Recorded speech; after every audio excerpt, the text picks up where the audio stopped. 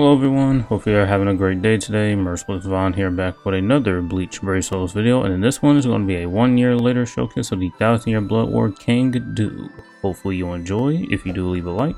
If you're new to the channel, you have been here for a while, please consider subscribing and help me get to 500 subscribers. I'm really close. Now with all that said, let's go ahead and jump in here. So this is a 1 year later showcase.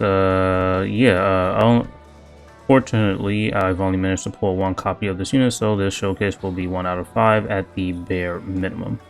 Just to go over some of the most notable things about this unit, his soul trait is the status and spiritual pressure boost 40%.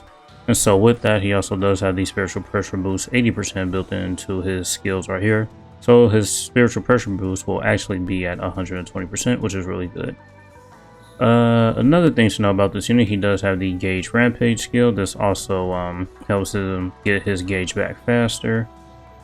And he also does have the start gauge 70% skill, which basically, the first time you go into any event, 70% of your gauge will already be filled, which is pretty good.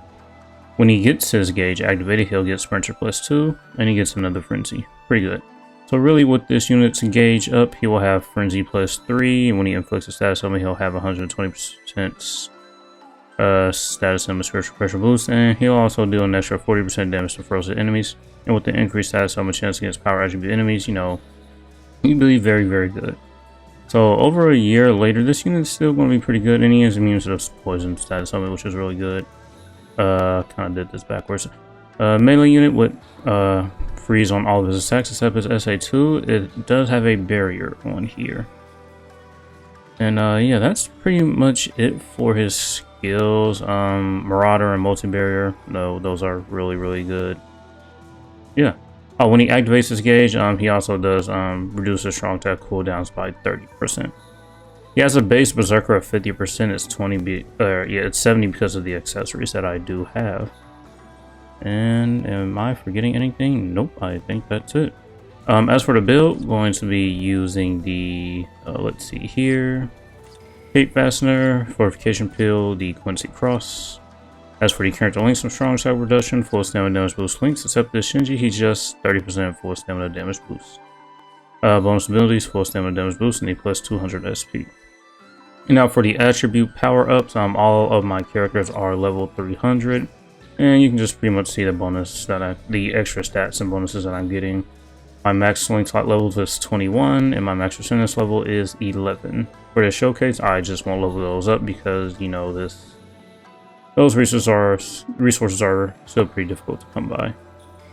So that's pretty much it just for his skills and the build that we're going to use. We're going to go ahead and jump into some content to see what this unit can do 1 year later. Alright, so here are in a co-op inheritance trial. I forgot to talk about his killer. He has the hollow killer. It's going to be, it looks like, Quincy's and no affiliation enemies in here, so he won't have a killer, unfortunately. So there's that as well. So overall, if you have more dudes to this unit, obviously he'll be a lot better, but 1 out of 5, T20, this will be the bare minimum of what this unit can do 1 year later. Which will still work out as a pretty good 1 year later showcase, because if you have dudes, obviously what you see now will just make them look better.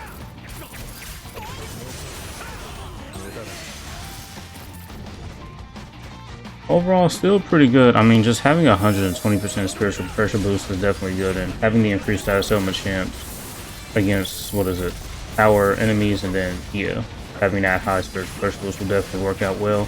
Start gauge skill and the gauge rampage skill, I mean, over time, this unit is just going to have good longevity. The only reason a unit like this would age out if we're just getting more and more units with, status element plus the superior strong attacks. And I guess maybe the killer plus skills, really. But besides that, we only have maybe 2 units with the superior strong attack, and we have plenty of units with the status element plus skills, though, that's for sure. But overall, he'll be good for a while longer, unless the meta changes up again coming in the 10th anniversary. We can go ahead and play a soul bomb here too. I don't see why not. 大グレン氷林まで。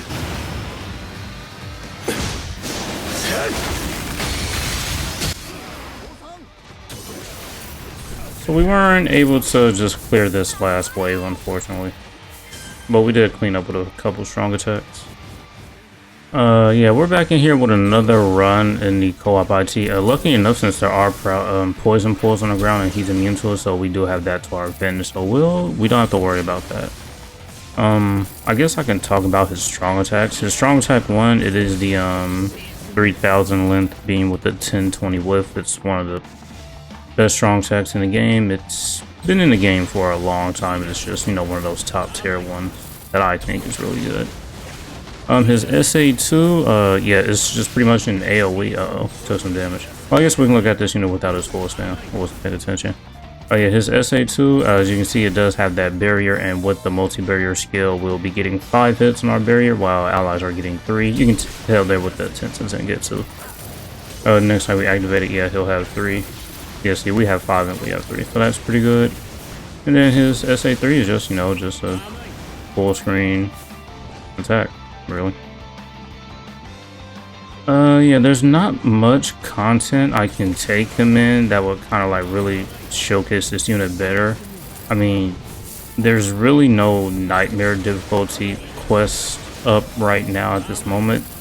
If it was like melee week and guild quest, I'd take him in there, showcase him in there, but since it's not, actually at the time of this recording, guild quest isn't even up yet because it's at weekly reset.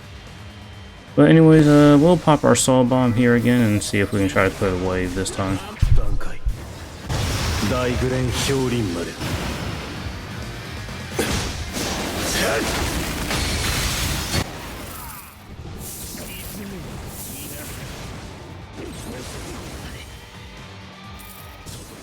Alright, so this will be the last run for the video. Yeah, I talked about his strong attacks, his skills, yeah. I talked about how well he'll age, but he'll probably age out soon since we have like the new status element plus. So then, you know, once we just get more units with that, and then more units with the like follow killer plus and all that, and the superior strong attacks, yeah, he'll age out. But if we don't get any like high difficulty content that's not like time gated, then I mean his unit will be fine.